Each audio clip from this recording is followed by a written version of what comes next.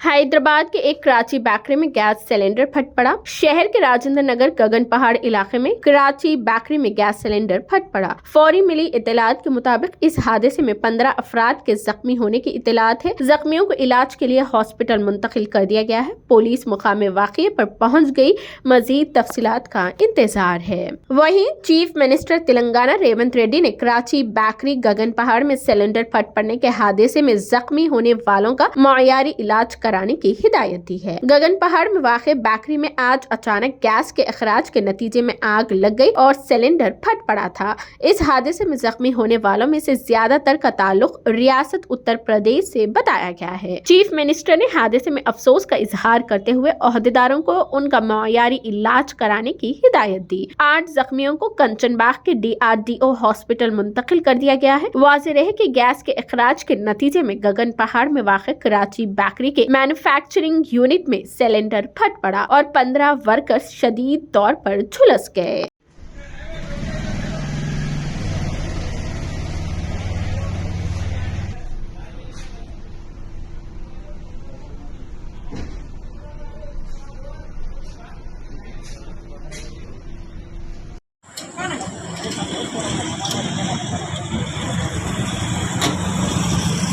Caranya sampai mana, no?